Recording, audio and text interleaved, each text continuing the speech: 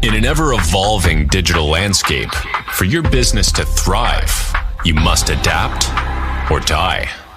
Welcome to Marketing in the Age of AI, the podcast helping you harness the power of AI and marketing tools to revitalize and grow your business. And now here's your host, marketing expert and author of Authentic Marketing in the Age of AI, Emmanuel Rose.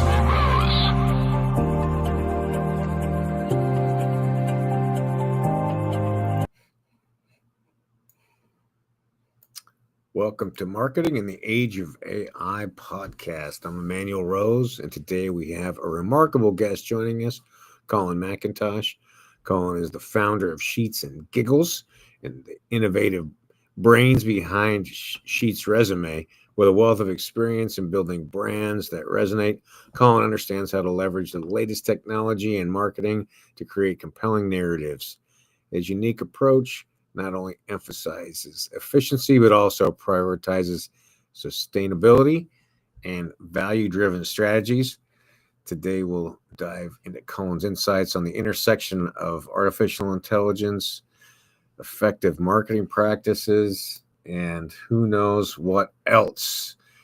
Till we talk about it, Colin, thanks for joining me today. Yeah, thanks for having me. And yeah, I like that. Who knows what else? I don't want to put any constraints on you. Yeah, that's great. Well, you've got an interesting background in that you've done a lot of technology projects in the past, right? Tell us a little bit about that process that you were in. Yeah. I've had an interesting background. I started my career in 2012 at Bridgewater Associates, the world's largest hedge fund, Ray Dalio's fund. I got fired in about 6 months. Nice. Which is, yeah, I always say it's proof positive that I'm a nice guy. And then they asked me to leave, and then I went to become a recruiter at the company that hired me there. So I was literally recruiting for hedge funds, startups, banks. And I loved recruiting so much. I ended up hiring myself at one of my clients in Seattle that was working in application virtualization in the mid 2010s, very hot industry. And then I ended up going to work at my friend's startup who got into Techstars. I had written the business plan myself, actually, when I was a 23-year-old kid. And we got into Techstars at 25. And I drove down from Seattle to Boulder in the summer of 2015, 10 years ago now. It's crazy. And ended up going through Techstars with that company. We raised a few $1 million. It was a wearable technology company. And in about 2.5 years, unfortunately, we all got laid off at 1 p.m. on a Monday. The company didn't work out. And I ended up founding Sheets and Giggles 3 weeks after that. I wanted my own consumer brand. I wanted something I could build a sustainable product with in a large, boring legacy space. And I ended up choosing a brand that made me laugh, and it's made a lot of other people laugh. And then now in the last year, as Sheets and Giggles has, kind of matured as a company, and it's less meteoric than it used to be in terms of, my time demands. I've actually found some time on nights and weekends, maybe 5 or 10 hours, to build sheetsresume.com, which is what you alluded to. And I'm the Sheets guy. Like my podcast is called Sheet Talk. There's a pillow guy, there's a Sheets guy. You know what I mean? And so everything I do is Sheets now.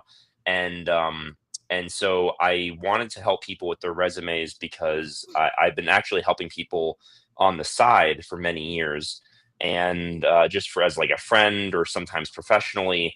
And I realized that people really need significant resume help, and I've had to turn down a lot of people because of time constraints. And so now with AI, I can expand my reach dramatically, and I'm helping. I think we have like 500 signups a day at this point Nice. for That's our awesome. resume builder. Yeah, so resume builder, cover letter writer, interview practice, and job matching. It's been really awesome.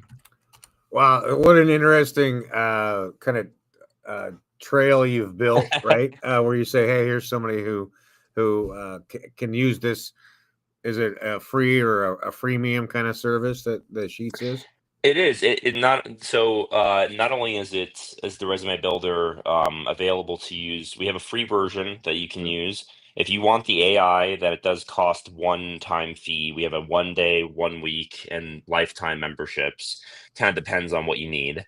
And then if someone can't afford it, they just have to email me, and I will literally give them access for free That's because cool. I'm blessed with sheets and giggles. Mattress, pillows, bed sheets is how I make my living. And so if somebody emails me and says, "Hey, I really want the AI builder, but I can't afford it," I just give it to them for free. It's Yeah. no skin off my bones. So I Yeah. love doing that. Well, I appreciate the ethic there and the contribution. So that's really cool. So you've got a cool process there in the funnel that you described, which was here's uh, here's a way to build your resume, and then here's some other resources down the road for the job search. So Yep. about, Yeah. about how you envision that and how you connected all that up.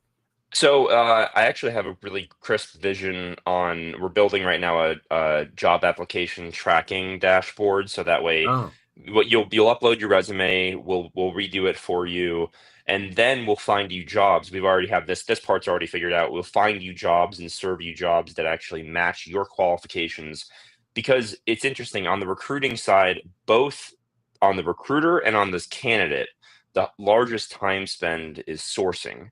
So on the recruiting side, sourcing candidates, finding candidates takes up so much time. And then on the candidate side, finding jobs that actually match your qualifications that you're interested in right. takes up a huge amount of time as well. Yeah. And so we're just kind of eliminating all that time and saying like, hey, on every job board that we're able to crawl publicly, here are all the jobs that match your resume. And then you can search by keyword, by company name, by salary, by location. Um, and so then we're going to be able to, very soon, you'll be able to add those to a dashboard. And then in that dashboard, you'll be able to tailor your resume, write a cover letter, practice the interview for each one of Mm, these jobs. And we will not allow the mass application of these jobs because I think that that's actually shooting candidates in the foot. Uh, 100%. Yeah. yeah, and I've seen that with a lot of feedback from recruiters and from other people in the industry is it's just kind of flooding the zone. And so I don't want to contribute to that problem, but we will get people to the doorstep, but they still have to choose to apply to each job. That's cool. What's the job interview practicing like? Is that a voice AI or something like that? It's both. So you can do a written, Yeah. and then you can also do a voice microphone AI practice. So you can talk to the AI in either direction. And it's not like talking to ChatGPT. I've done practice interviews with a lot of people, and I've recorded a lot of those. Yep. And then I've gotten those transcripts, and I've trained our AI on the way that I do interview practice. So it's really like talking to a mini me, which I really love because I don't have time to do this for everybody, and it's so nice to be able to train an AI on what I think is best based on my experience and my philosophy. And then I'll explain to people on my website, here are my philosophies on how to apply for jobs, how to maximize your interview rate, how to get the best results from those interviews. I can make YouTube videos where I go into detail about like why I would answer one question one way versus another. And people, it really builds this like understanding and trust. It's not just like a blind trust about like, oh, this is a flashy brand, this is cool. It's more like, oh, okay, Colin's talking to me directly about why his AI is the way it is and why he's done it this way. I trust his read on this. And then they can go into the actual service and they can talk to the AI, and it probably sounds a lot like me. Yeah. And we rank the responses out of 10, and then we tell them how their responses can be better for each question. And we do everything from behavioral to general to technical questions, and it's really tremendous what AI has enabled in the last couple of years. It's wild. Yeah. We'll talk a little bit about how you're training it, what tool you're on, whether it's chat or whatever, and then how you're training. We actually use three different AIs. We use Chat, Gemini, and then we use Claude as well. No. And we use them each for different things. Some of it is language processing, some of it is internet search, some of it is more sort of problem solving and rewording and how to figure out how to phrase, because the main problem I find with a lot of candidates, aside from their resumes just being really poorly formatted, is that they have this stream of consciousness about their job. And they're like, I don't know how to describe what I do in a good way. And I've seen this when we do the one-on-one resume reviews. They just want to talk to someone for like an hour and they just want to like get it all out there. And then it was often my job to then take that stream of consciousness and put it into 8 or 5 bullet points. Yep. And so the AI is exceedingly good at that because they can talk to the AI, like just continually tell them, oh, and then I do this and I do this and I do this. And the AI will, based on my guidelines and how I've kind of beat it down with a stick, Yep. No corporate gobbledygook. I don't want to see the word orchestrated anywhere. So you are not at a concerto. Like you are not a maestro. Like you are not orchestrating cross team events. You are event planning. Right. So, I really prefer straightforward language in a resume.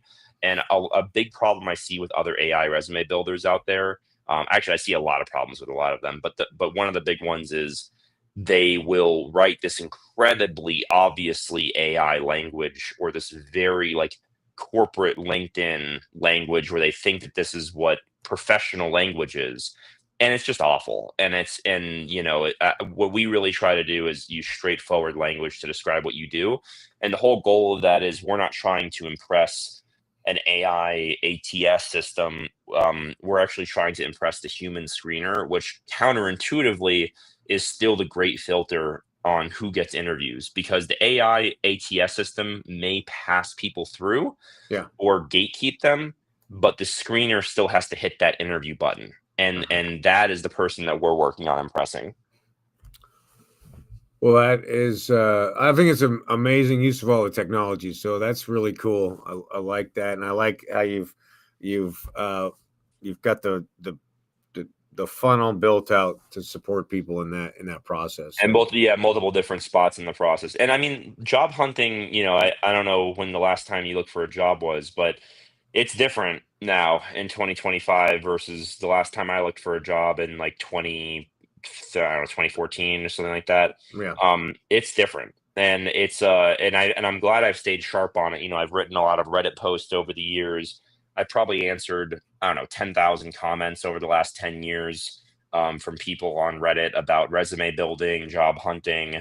And it is such a bear now. It's still emotionally difficult. It's still, isolating, draining, anxiety inducing, self-worth questioning, like all those different things. But now it's become a much more dehumanizing process where, people are doing interviews and the interviewer is AI. Yep. And that to me is like, yeah, this person has taken the time to like fill out your job application, write you a cover letter, say, I want to work for your company. And you've looked at their resume ostensibly, and you've said, okay, yeah, this person's good. Let's put them in the pile. And you don't have 15 minutes for an informational interview to get to know, you know what I mean? Like informational interviews don't have to be 30 minutes or an hour. They can be 5-10 minutes of just intake questions. And to outsource that to an AI, what that's really telling me is companies are trying to move away entirely from human resume screeners and have the AI read the resume, interview the person, and then pass them through. And I think that's a big mistake because I think that you're going to lose. I cannot imagine a quality candidate putting up with that. I really can't. Well, I mean, in that way, it's a perfect filter, right? Because they're only going to get people that can work with that type of company. So that's good. That's a good point. You get out what you put in. Yeah, exactly. But I hear you. And these are some of the finer nuances of AI application that we have to consider in deployments, right? Is where do the humans belong and where they have to be, and then where is it better to put the machine in, or more cost effective to put the machine in, right? And it's got to be a good blend. It's got to make sense, and not just make sense in the business, but I think that people are really gung ho right now on AI replacing human beings, and I understand the temptation for that. But I think that there's still a lot for humans to do. I would say the vast majority of work even still. And I think that we're maybe jumping the gun a little bit on what we can try to do with AI. And so I don't Well, know. Yeah. explain to me how you I mean, my framework usually is what are we not good at? Mm, What are we having a hard time executing? What don't we like to do? mm. Or where do we just not have staff for it? So that's kind of the framework that I recommend. But what else do you think about when you're talking about an AI deployment? I like that framework. That's a good framework. I would also question brand value. So Mhm. how does this hurt my brand or Love help it. my brand? Yep. I would question whether or not my people at my company will like sort of my internal goodwill with my current employees. Um, are these people that I'm looking to keep long term, and are they someone that I really want to be there? And if so, what do they think about AI and this particular function at their job? Are they going to despise working with an AI versus working with the human Sure. being on the team that we replaced? So like there's also employee attrition and turnover and that sort of thing. I think you have to take into consideration. Um, and I think that so more on the human, uh, how it's being perceived Yeah. elements. And I think about brand value a lot and goodwill. And even at sheetsresume.com we use AI, obviously, but we offset our energy usage, for example. So one of Uh-huh. the main complaints that people have is AI is using up these massive data centers and energy resources, and it's a valid complaint. Same Absolutely. same thing with Bitcoin. Um, Yeah. Oops, and we don't so hear yeah, about that as much, do we? not anymore. No, now it's AI energy usage. Yeah. Yeah, no, but we donate 0.5%, so 0.5% of every dollar that we make on the front end, not the back end. It's not a profit thing; it's a revenue thing, Yep. and that actually ends up offsetting energy usage by anywhere from, we've done the math, like 1,500 to 3,000x. And it's really cool. It's like it's very easy to offset your energy usage.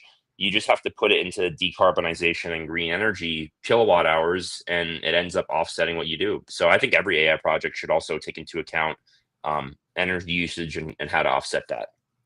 Yeah, I mean, yeah, we should all be looking at what our consumption rates are in all aspects of our life, right? And Yeah, do yeah, I need 6 more pairs of Air Jordans, or do I have enough pairs of shoes? that's a good point. No, that's for sure. My wife and I are big fans of thrifting, so we do a lot of thrift shopping. Yeah. Now, I think that's an important thing at this point. I mean, we're the richest people who've ever lived in the world, and we have to understand and create a sense of how much is enough, Yes. and build that into our daily thinking about whether I really need stuff or not. Those are the correct way to think about it, and it's I don't think that we do a lot of that thinking. I think that we're always looking for more, and it's easy to say that, as I'm definitely in a more comfortable, privileged position than other people in society. At the same time, like you're right, this is the best time to be alive in terms of human comfort and medical ability and all these different metrics, by a mile. I listened to this podcast, shout out to Fall of Civilizations, with a guy named Paul Cooper. And it is incredible to learn about past civilizations, the Carthaginians, the Nabateans, the Byzantines. It is so much fun to like learn about these different cultures and how they rose and lived and fell. And there's been some of them that have had pretty damn good standards of living, Sure. but you're not even close to air No. conditioning. And hot on demand hot water, right? I Like know, on just demand. that by Every itself. time I get in the shower, I swear I think about that exact same thing. Every time Yep. I turn the shower on, I'm like, this is magic. This is incredible. Like, I'm this is the finest luxury that a human being can imagine, is a hot shower every day. Yeah, I love it. Colin, I appreciate the work that you're doing and your own personal ethical commitment to your project. So thank you for being an example and doing what you say. Yeah, yeah, And for sure. It's easy. well, it takes forethought, right? And it takes value Yeah, yeah. clarification. And so, yeah, don't minimize what it takes to do it in that respect. But once you build the structure around it, then it is just road habit, right? Yeah, for sure. Yeah. So if people want to catch up with you and have a conversation, or they need a resume, how do they do that? Well, if they need new bed sheets, Yeah. sheetsgiggles.com. That's my main thing, and they're eucalyptus lyocell, and they're really wonderful, Cool. sustainable as well. And if you need a new resume, sheetsresume.com. And if you need to reach out to me, I'm not the most active on LinkedIn. I am pretty active on Reddit. So you can find me on Reddit pretty easily. Sheets Resume is my username. And then you can email me and LinkedIn, but I'm not like Twitter posting about 5 lessons I learned or anything like that. I've tried to, for my own mental health, get off the social media apps as much as I can. Well, that's a good policy also. So It's hard. It's yeah, real hard. Yeah. Dopamine's a powerful drug. Dopamine is a powerful drug, man. Let me tell you. Yeah. Well, thanks very much for having me. I appreciate it. It was a fun Absolutely. conversation. I'm grateful to have some time with you, and just hold on while I close it out and we'll say goodbye properly. Sounds great. Thanks, Colin. Well, I think there's lots of great takeaways in there. From the marketing side is to identify a challenge that your target market has, in this case, the resume, and then continuing to build cross sells into that funnel that are supporting the outcomes that your prospects are looking for. So really good stuff. I hope you found value in the talk today. And I hope that you take some time to do some research and either take time to upskill and learn about tools in general, or to find a couple tools to test that are AI based, and get a couple hours of your week back. And with that time, spend it with your friends, your family, and get outside in nature, away from the screens. It's Emmanuel Rose, Marketing in the Age of AI. Thanks for listening to Marketing in the Age of AI. Be sure to subscribe wherever you heard this podcast so you never miss a future episode. Your copy of Authentic Marketing in the Age of AI is available at Amazon.com or EmmanuelRose.com. You can also connect with Emmanuel on LinkedIn. Thanks again for listening, and we'll see you next time.